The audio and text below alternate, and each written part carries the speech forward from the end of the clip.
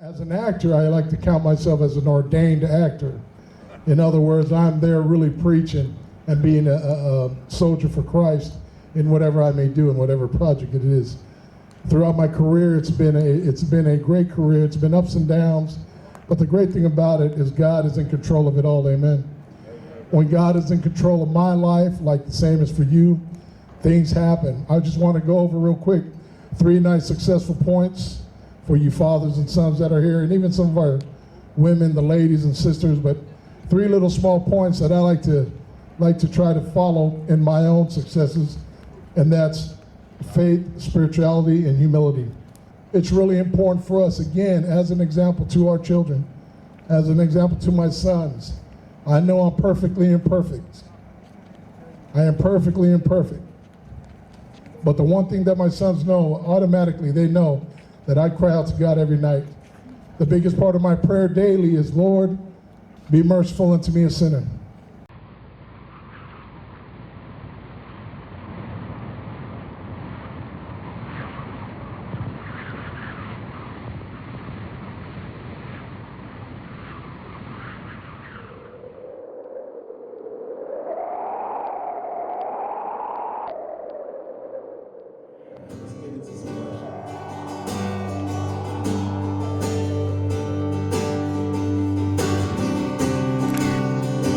Here I am to worship. Here I am to worship. Here I am to bow. Here I am to say that you're my God. You're altogether lovely, altogether worthy, altogether wonderful to me. Here I am to worship.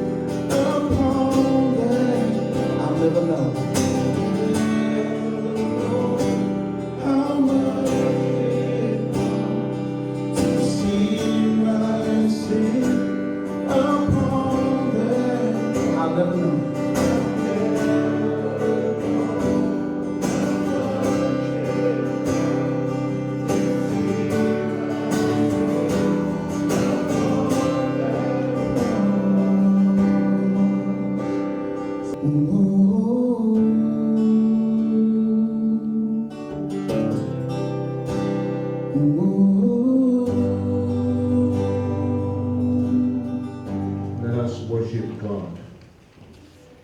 Ia o tau i atu ia ioa, ia o tau pe pese atu i le ali i le pese fou. Praise the Lord, sing unto the Lord a new song.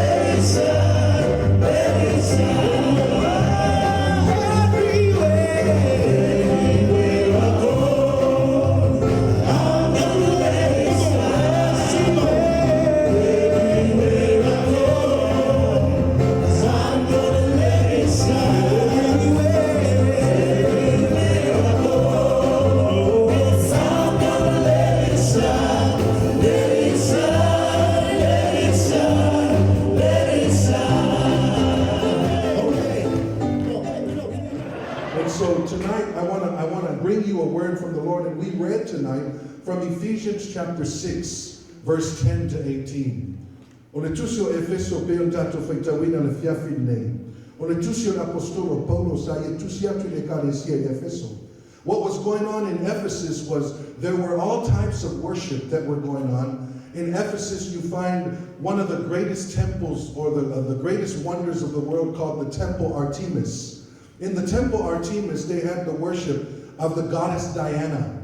And there were a lot of things that were not right. I don't have time to talk to you about it, but there were gross sins that were being committed in Ephesus. And so Paul found it in his heart to write to the church in Ephesus, and he told them that all of these things that you are doing, you may be doing in the name of God, but it doesn't mean that it is God. And so when we get to chapter 6, he speaks to the Christians there, and he says, Christians living in Ephesus, it is important that you put on the armor of God. He's saying that you live in a real environment with real situations, and you are living in a place where there's a plethora of all types of doctrines and all types of philosophies. And if you're not careful and you don't have the armor of God, you will easily follow those who are teaching something that sounds like God but isn't God. So tonight, as we talk about the armor of God, can you say the armor of God? I want to give you 3 points tonight, and like I said, I'm not going to take too long. It's a Friday night. I want you to have most of your Friday night left. I know that some of you men, your wives are texting you right now. Are you really at the church? Are you really at the church? So make sure you take Instagram pictures right now to prove that you came to the church. Because how many women believe that their husbands went to church on a Friday night? So I want to talk to you about these 3 points. And then we'll pray. 3 points are these: know your God, know your armor, and know your fight. Know your God. Know your armor. And you must know your fight. What were the 3 points, man? Can you shout it out? Ready, begin. Know your God, know your armor, know your fight. Now, if you look in the Bible, in Ephesians 6, verse 10, here's what it says. Finally, my brethren, be strong in the Lord and in the power of his might. Let me read that again. Be strong in the Lord. Be strong in the Lord. Amen. We can be strong in the gym. We can be strong in the gathering. We can be strong in the football team. We can be strong anywhere. But here Paul is saying to the church in Ephesus, if you're going to make it anywhere, you've got to be strong in the Lord and in the power of his might.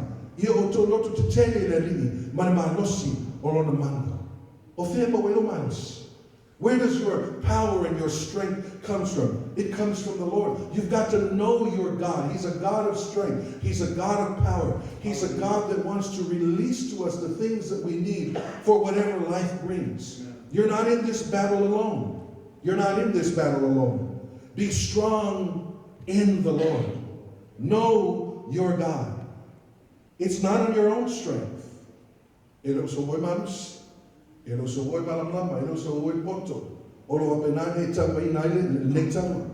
doesn't say be strong in your church or be strong in your pastor or even be strong in the position that you have in the church. It says be strong in the Lord. Here's what Paul said to the church in Philippi. He said, I can do all things through Christ who strengthens me. We're living in perilous times. I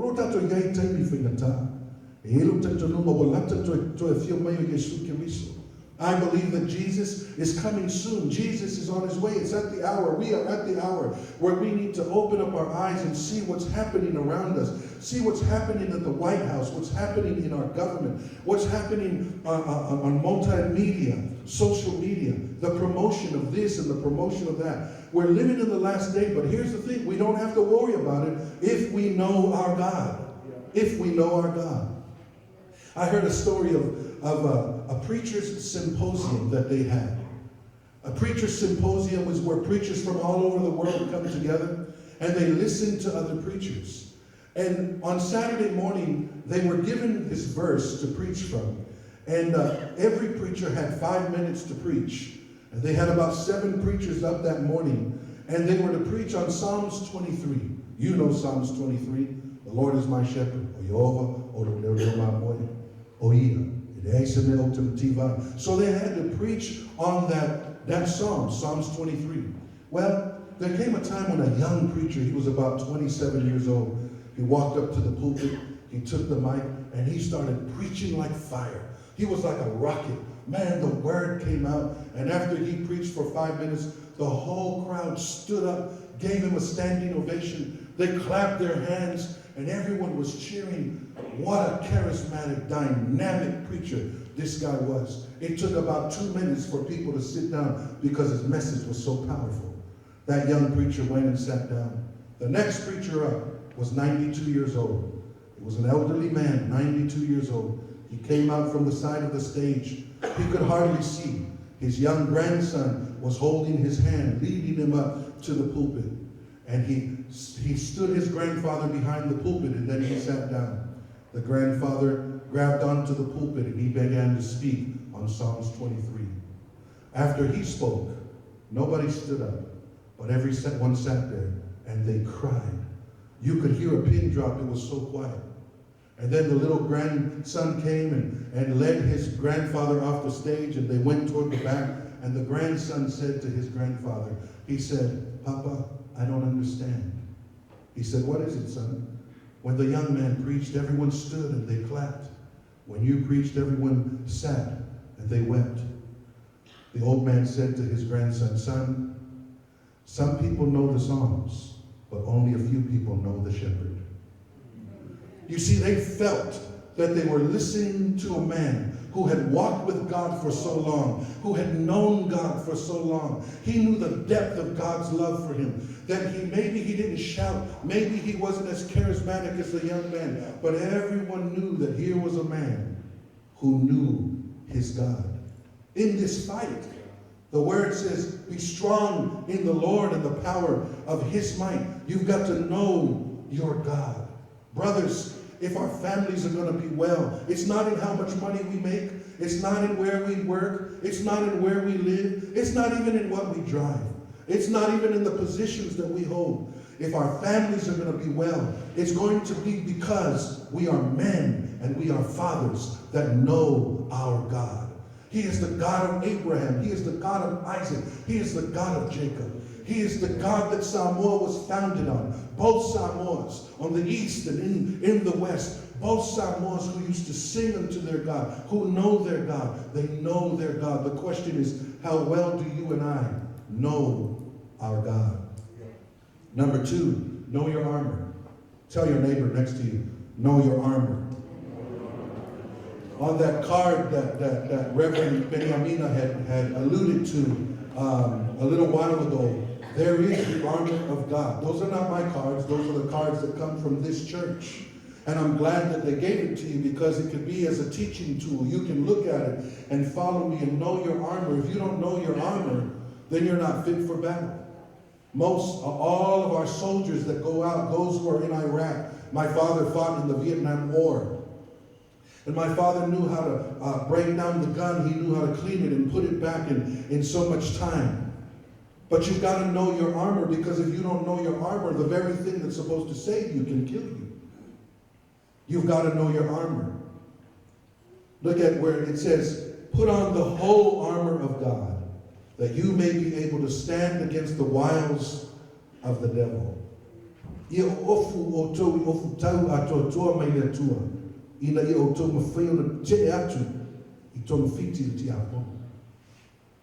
The key word there is the whole armor of God. Everybody say, the whole armor of God.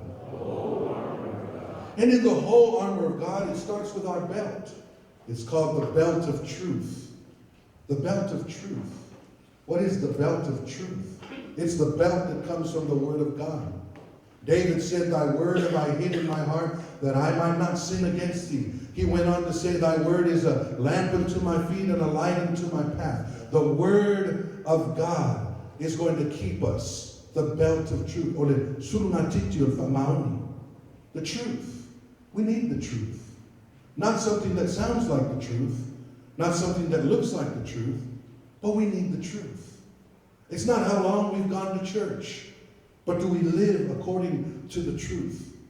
I was asked to come here, and I wanted to come, and I wanted to strengthen you men. I wanted to challenge you men. And if I could just provoke your thinking tonight, then my mission is accomplished.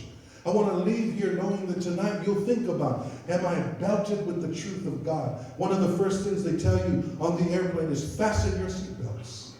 Fasten your seatbelts. You know why? You don't know when that plane is going to drop altitudes. You don't know when that plane is going to go through turbulence. You've got to fasten. We're going through turbulent times right now. The times that we live in are dark, but if you have the belt of the truth, it's the Word of God.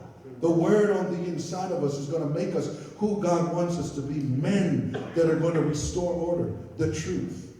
What is the truth? The truth is John 3:16. For God so loved the world that he gave his only begotten Son, that whosoever believeth in him should not perish but have everlasting life. I always tell our 11-year-olds, hey, you 11-year-olds, that's the gospel right there. What is the gospel? John 3:16. For God, so loved the world that he gave his only begotten Son, that whosoever believeth in him should not perish, but have everlasting life. That's the Word. That's the truth. The truth is in the fact that you and I were sinners. We came from Adam and Eve. Because they sinned, we sinned, but God sent his Son Jesus. The truth, he says, I am the Word of life, and he died for us, and now we have the gospel of truth. The breastplate of righteousness, righteousness. That's what God is wanting from us. Not what feels right, but what is right. The shoes of the preparation of the gospel. The shield of faith. The helmet of salvation. The sword of the Spirit. I want you to notice something. It says that you may be able to stand. Everybody say stand. You know the armor of God is not for those who sit. The armor of God is not for the lazy. The armor of God is not for those who say, the armor of God is for us men. We are to rise to the occasion. We are to rise to our place of authority. We are to rise to our place of leadership, because you know what? Everything rises and falls on leadership. You and I as men, you and I as husbands, those of you single men that are here, we are leaders. Everything rises and falls on leaders. And if we say we're leaders but we don't have followers, John Maxwell says we're just going for a walk. Are we leaders? Are we leaders? That you may stand. Another thing I want you to notice about the armor of God, there's nothing that covers your back. There's the breastplate of righteousness. There's the helmet of salvation. It has nothing to cover our back, which means we will not retreat. We will not withdraw. We will not turn our backs on the enemy. We got to keep going forward, because we didn't come to take sides. We came to take over. That's who we are as the men of God. If you're a man of God here in this place, why don't you clap for the Lord as loud as you possibly can.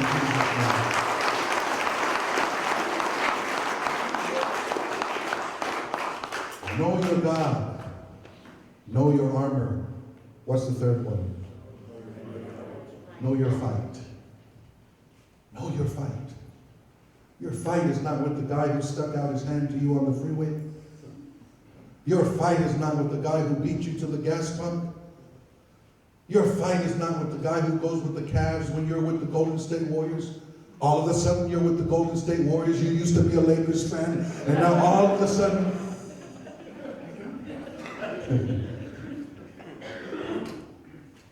You've got to know your fight. Yeah. When you and your wife, men, when you and your, excuse me, ladies, let me just talk to my brothers a little bit. Is that all right, ladies? Men, when we get into arguments with our wives, how many of you men have ever been through arguments with your wife? If your wife is here, don't raise your hand. Don't do that. Okay? But we get into arguments with our wives, we need to understand who the fight really is with. Some of you say it's with the devil.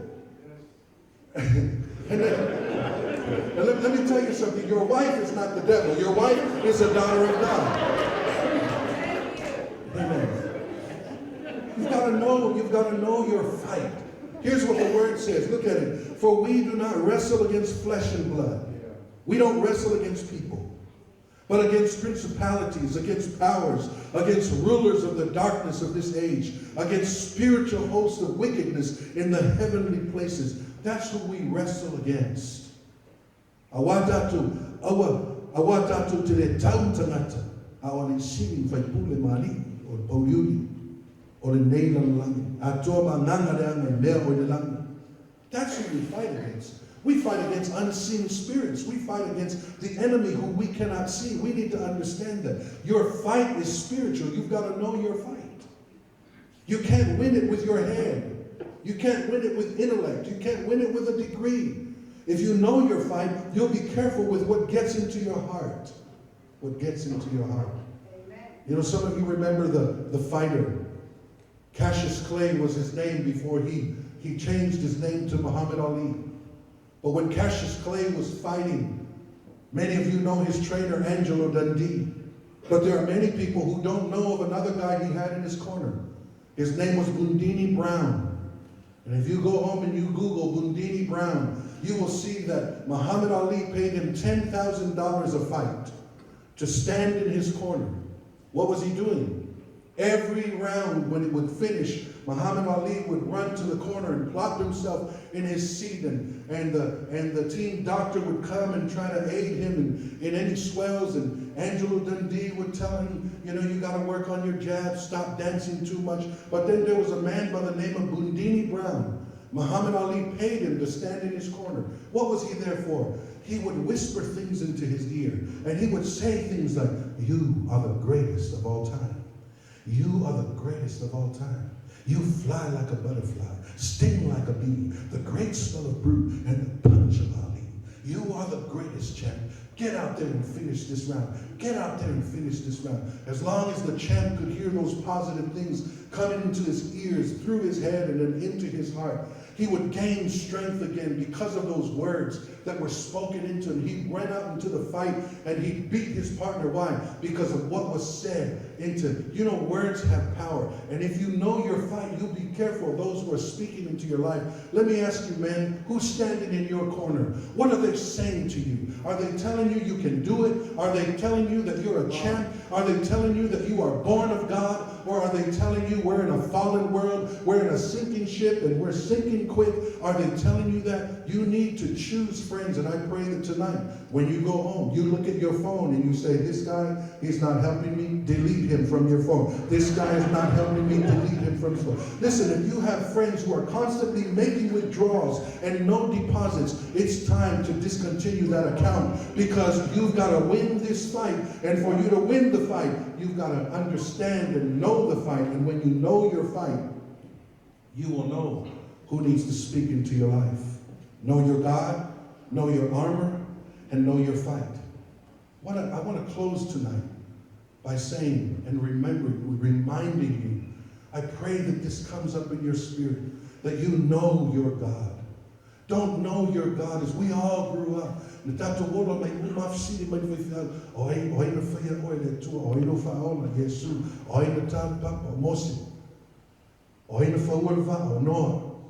Inese Lesotho le Chico numero til genome faftaile tu non fa vai Mozambique sava benan fail tato tua. But let me tell you, you can't stop there. You've got to get to the place where you know God for you. You don't know God through your grandmother. You don't know God through your grandfather. You know God for you. Here's what Job said. Job said, I heard about you with my ears. Now I see you with my own eyes.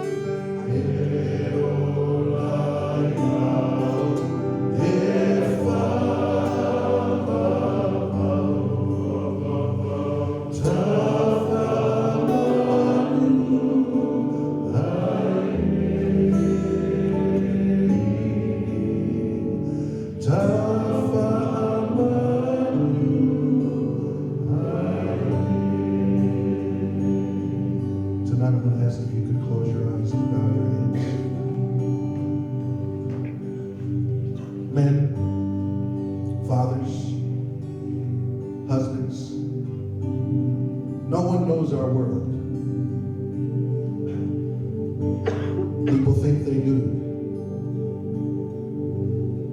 wonder if we even worry because we're quiet when we should be talking. People wonder what's going on in our heads.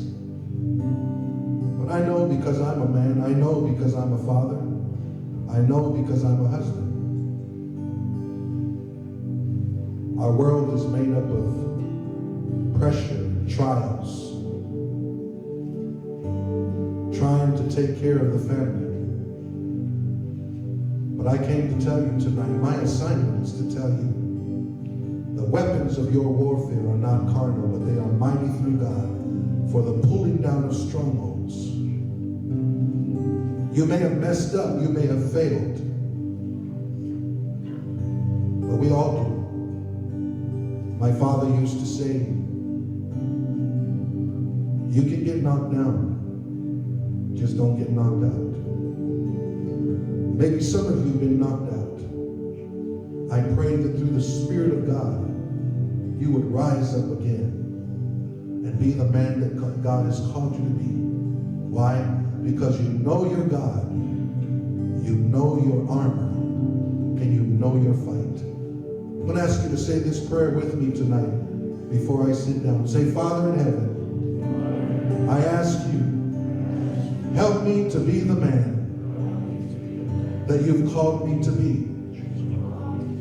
Forgive me if I've wronged you in any way.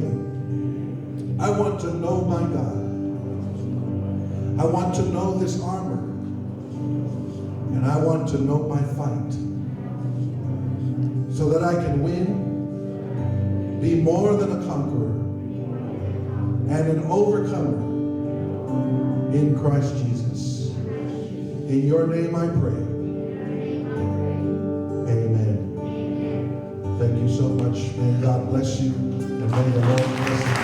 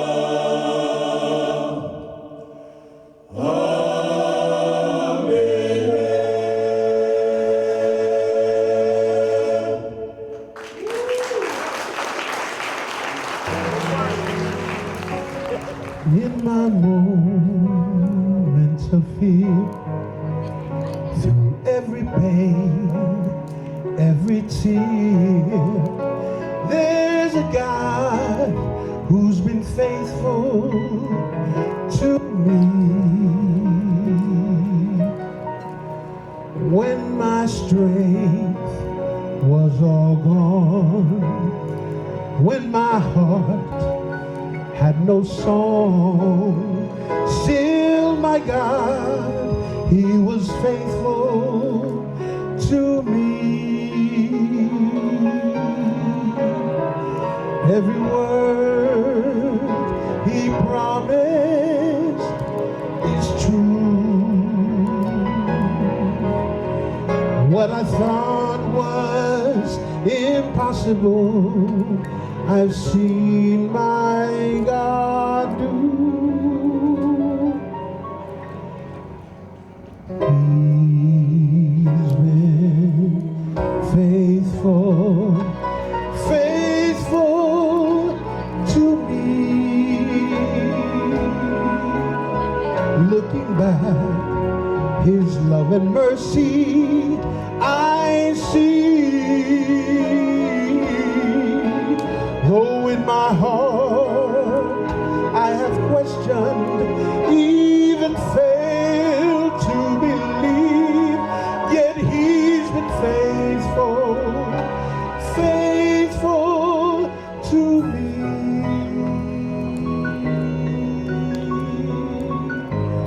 How many know what that's about? When my heart looked away, the many times I could not pray, still my God, He was faithful to me. All the days spent selfishly looking out for what pleased me, still in love He proved faithful to me. Every time I come back to Him, He is waiting with open arms, and I see once again He's been faithful, faithful to me. Looking back, His love and mercy I see. Though in my heart I have questioned, even failed to believe, but He's been faithful, faithful. Oh, in my heart I have questioned, even failed to believe, yet He's been faithful, faithful to me. Ya umalanga sa amato faya de meia ya. Ele faya mo tangata. Ele faya mo so mato bi in. Ya faya mo le bi in o la wo fia. Stai mo le amato mo moi malolo. Malutia I mato le tua I lo file mo. Mato mo wai se aso fo o mo tu mau fo linga I la wo fia. Fa ma ngalo mato tangata salam le vai. Ai mātou te ai oi I la ua fio. Taita ina I mātou le aso a tai au. I mea umo le a mātou fia mai ai. Mātou te talon wala au e ala I suafa manu malo Yesu Keriso le mātou ali I malo mātou fa aula. Amen.